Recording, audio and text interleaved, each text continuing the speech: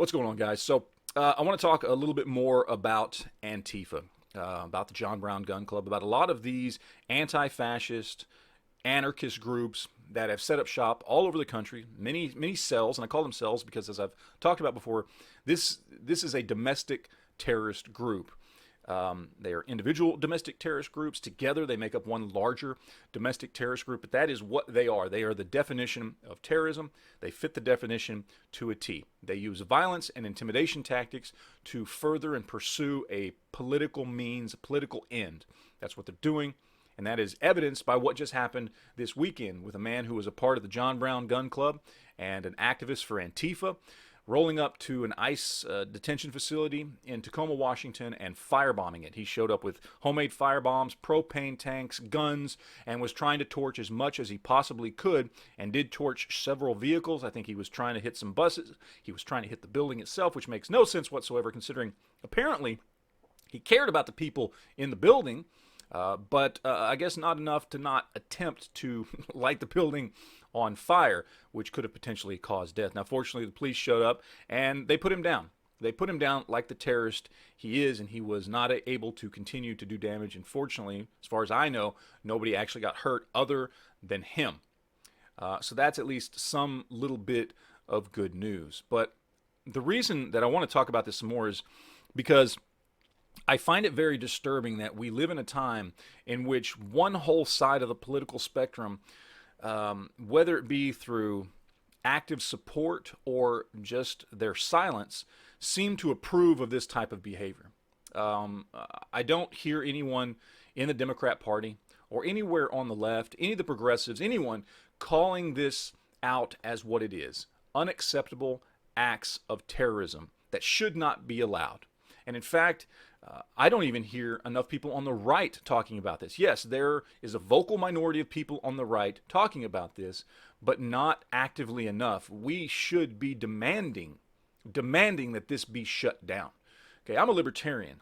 Okay, so I believe in as little government interference in our lives as possible. But one thing I do think the government should be responsible for is our security against threats like domestic terrorism. This is in their purview. This is something they should be taking care of. Now, I don't know. Maybe they have people and they're infiltrating these organizations and things like that to try and better stop anything that might happen. I don't know. Maybe they are, but I don't see it, and that disturbs me.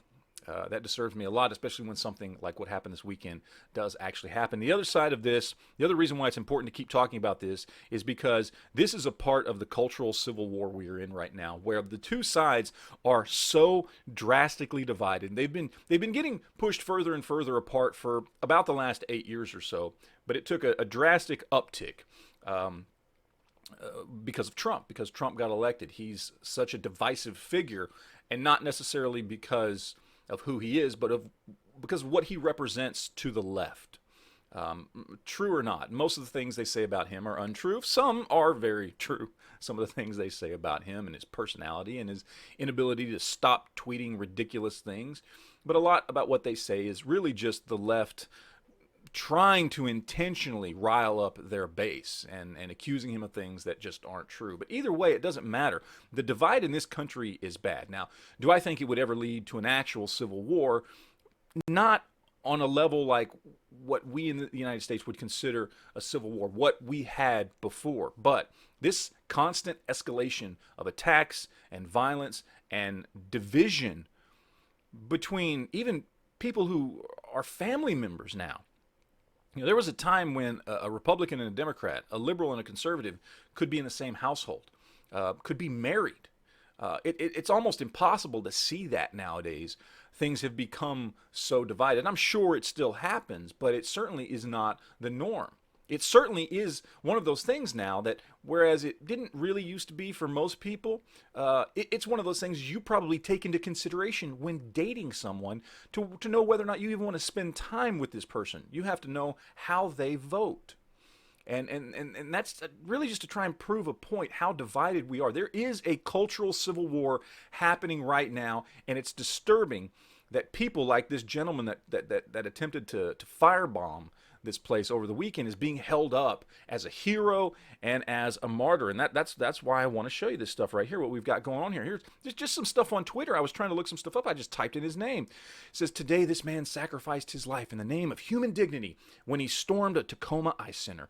Will Van Spronsen will be remembered as a true hero. And this is not the only one. If you tweet or go and search tweets for his name, you find a lot of news stories and then a lot of people praising him. There's another one right here from Anarchists Worldwide. His final message, oh, look at, hashtag fallen comrades, hashtag direct action. By the way, that is a call to arms. That is what that is. Hashtag Antifa, hashtag abolish ICE.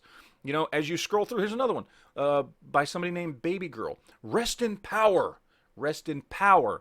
Will Van Spronsen, may we finish what you started. More violence.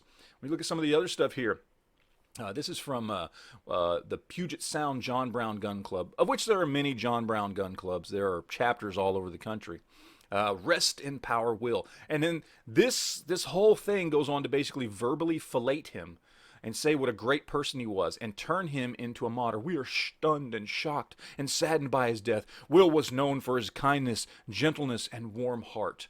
Yeah, I guess he had a warm heart when he was trying to firebomb a building and some cars. He was a father, folk singer, and friend. And don't forget, terrorist.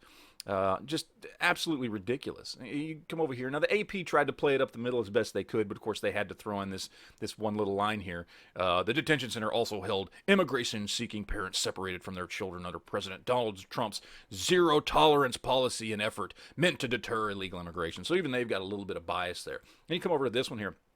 This is itsgoingdown.com. They're an anarchist group. If you want to look at them, they're anarchist and anti-fascist. Look, It's Going Down is digital community center for anarchist, anti-fascist, and autonomous anti-capitalist and anti-colonial movements. Our mission is to provide a resilient platform to publicize and promote revolutionary theory and action. This is a website meant to promote revolutionary action, i.e. violence. That's what revolutionary action is. And of course, you come over here to their page, and in more verbal filleting of this guy and how he's a martyr and was a great person. Also followed up by, oh, look at this little tribute to him. Oh, look, he's got the John Brown Gun Club hat on with his little red scarf. Got that. Oh, William Van Spronsen, rest in power, 1950 to 2019. We are going to inherit the earth. There is not the slightest doubt about that. Lovely. And then you go and you can read his final statement. This thing that he apparently, this is a letter that he had sent to several of his friends because he knew he was probably going to die.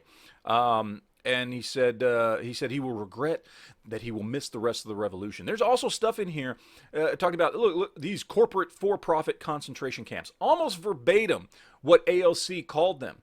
So we cannot sit here and pretend like that politicians like AOC are not putting out rhetoric that is directly leading to people like this going and committing terrorist acts. Hands down. There is no doubt about it whatsoever. You come over to this one here. We are the fire that melts the ice. Rest in power, Will Van Spronsen. And again, just more turning him into a martyr. Look at this. We got fire to the prisons, rest in power, stop deportation, end incarceration.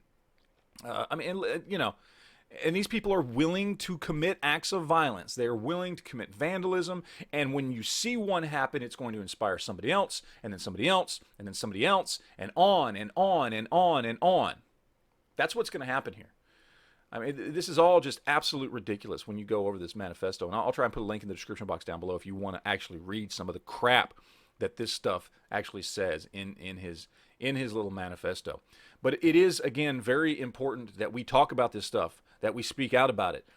This is a little mini revolution going on in our country. When we've seen things like this happen in other countries, okay, we see little groups that start to use violence and intimidation and terroristic tactics and techniques, okay, fascistic tactics and techniques, which is the great hypocrisy of the Antifa movement, is they are fascists. When we see this, and we see things like politicians and community leaders being intimidated into standing down, which is exactly what just happened in Portland. Again, they bullied and intimidated and threatened the mayor of Portland, Oregon, a very large city one of the major cities in the United States, into backing down and pulling the police away so they could continue to commit acts of violence and vandalism and terrorism. When we see this happen in the past in other countries, it always ends up leading to some sort of civil war or revolution or whatever. It always starts small. It starts with one guy who decides to firebomb some vehicles and gets shot before he can do any more damage. But what happens next? The next time it's 2 people show up somewhere to do damage. And after that it's 5 people. And then after that it's 10 people showing up with guns and firebombs. Okay? This needs to be called out. Something needs to be done. We need to be demanding that our politicians do something about this before it gets worse, because the cultural divide is already bad enough. Okay? And it's not that the right is innocent in anything, but this is far worse. This terroristic attitude and action being taken in the name of, in the name of revolution is insane and needs to be taken care of immediately. So that's it. That's all I've got time to say. So you got any questions, comments, anything like that, leave it down below, and we will talk to you guys later. Thanks.